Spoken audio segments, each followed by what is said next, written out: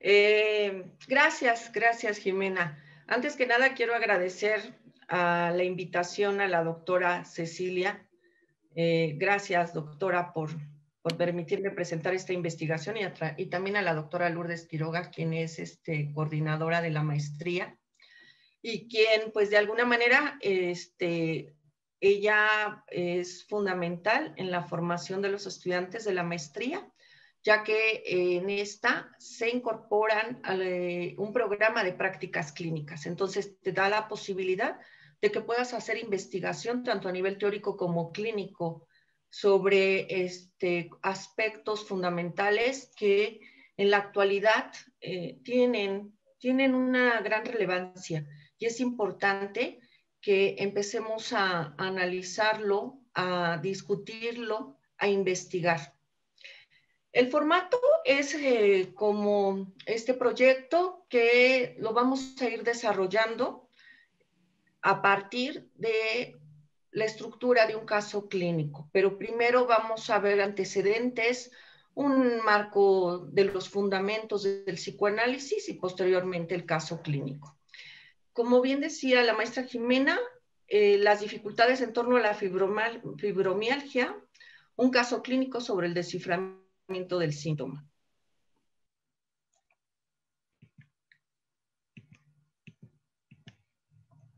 Espérenme, déjenme pasar a la siguiente.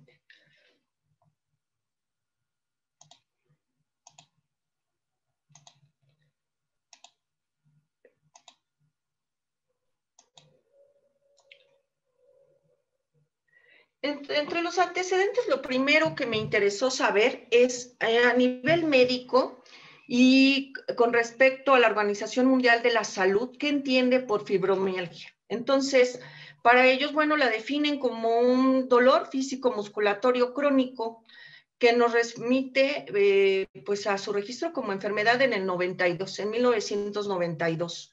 Como podemos observar, pues es muy, es una enfermedad que se reconoce, pero tiene muy poco tiempo, tiene apenas 29 años de haber sido reconocida en el campo de las enfermedades.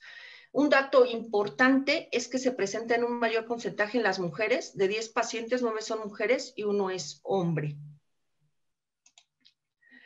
Los estudios realizados en el campo de la medicina no han encontrado las causas ni el tratamiento adecuado para esta enfermedad.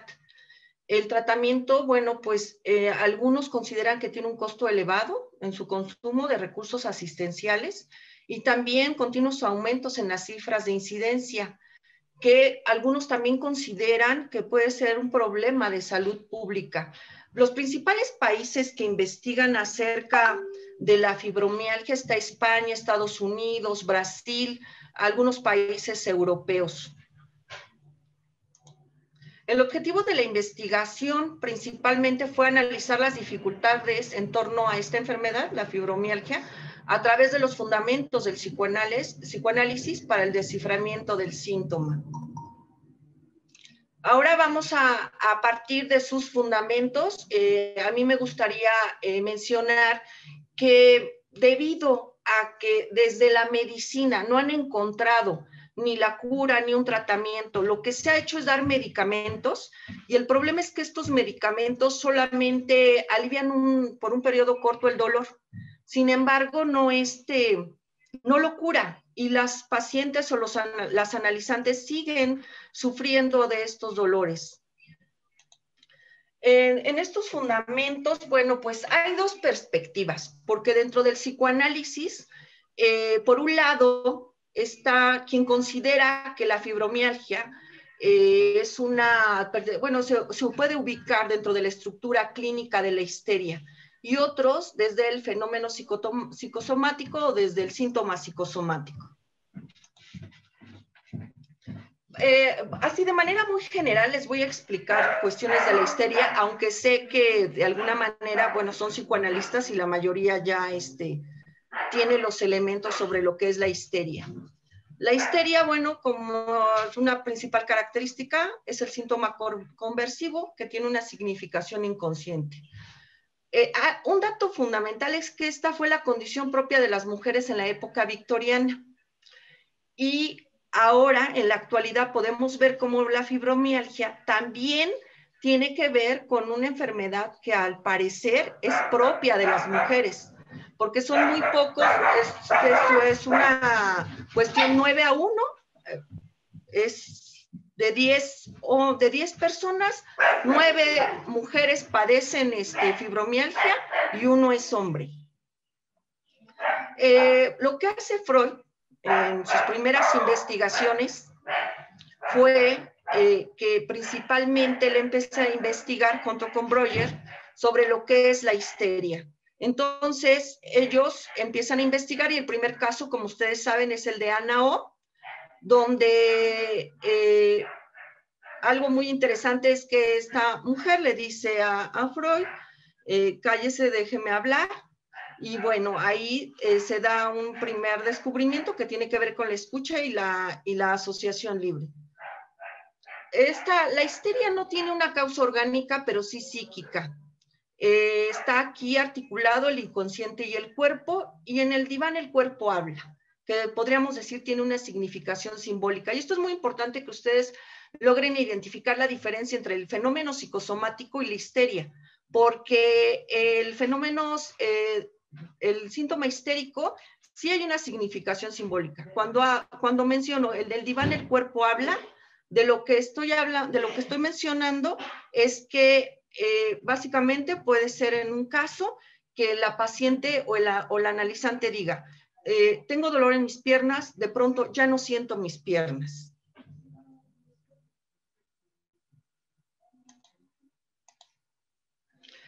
Aquí son algunos de los fundamentos generales o explicación general del síntoma psicosomático. El órgano tiene un padecimiento real. El cuerpo padece de la palabra. El origen de los fenómenos psicosomáticos se remontaría a la infancia, la cual no se constituye un aparato mental capaz de procesar las emociones dolorosas. También en la histeria, esto se remonta a la infancia, principalmente con la sexualidad infantil. Las angustias que se viven son muy primitivas y preverbales. Existe una confusión en el cuerpo como continente de estados emocionales y la necesidad de sentir que hay un límite corporal. Estos miedos primitivos dejan huellas psíquicas dentro de la mente que si no se resuelven generan síntomas una y otra vez. Esta es una cita de McDougall en el 89. Ahora, estos dos aspectos importantes dentro de los fundamentos del psicoanálisis, por ejemplo, este es desde la escuela inglesa con Klein, la otra es más un enfoque de Freud.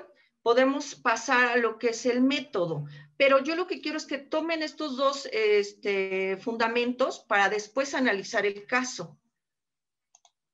En método, bueno, utilizamos el caso a caso. Esto es muy importante porque mientras dentro de la medicina se trata de alguna manera de dar un medicamento que alivie en general a la población, a diferencia de esto, el psicoanálisis recupera el caso a caso, la singularidad de cada analizante. Un elemento importante es su historia, su novela familiar. Este caso fue desarrollado, fue estructurado a partir de las prácticas clínicas en el Hospital General.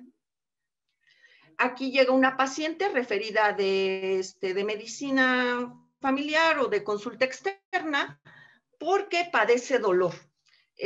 A la paciente, al analizante tiene por nombre, le ponemos por nombre Cecilia, y bueno, ella llega, la refieren a salud mental porque tiene muchos dolores, le hacen todos los estudios generales especializados y no encuentran la causa del por qué tiene dolor. Se llevan a cabo sesiones de análisis, una vez por semana, aproximadamente fueron 40 sesiones, donde hubo una escucha analítica, una asociación libre, interpretación y se desplegó la transferencia. Algo importante es que dentro de su historia, que en este momento les voy a relatar de manera muy rápida, porque creo que no tengo mucho tiempo, su motivo de consulta es ¿no? Que sufre de dolor intenso en las piernas y en los pies. No encuentra ningún, pues nada en la parte médica que pueda ayudar. Entonces ella sigue con su padecimiento, le han recetado diferentes medicamentos y no le han aliviado su dolor. En su historia personal es aquí muy importante destacar algunos aspectos. Ella es una mujer de 48 años que cuando tiene 3 años, su mamá sufre un accidente. Y sufre un accidente porque la quiere salvar. La iban a atropellar, entonces la mamá la quiere salvar, tiene el accidente, queda paralítica. La familia la culpa desde muy pequeña por este accidente y ella se queda con con ese dolor y ese sufrimiento porque se hace responsable del accidente. Posteriormente comenta que no tiene una buena relación con su mamá, tienen una relación de mucha hostilidad, la mamá siempre la trata mal, dice que es una hija que no responde a las expectativas en cuanto que quería que se casara, que pues que tuviera hijos bien de un solo padre. Ella tiene 2 hijas de diferente padre. Entonces, pues al ver esta situación, la mamá no le perdona esto. Entonces, cuando la mamá muere, se mueren disgustadas, no se hablaban y ella lo vive de una manera como, pues mi mamá no me perdonó.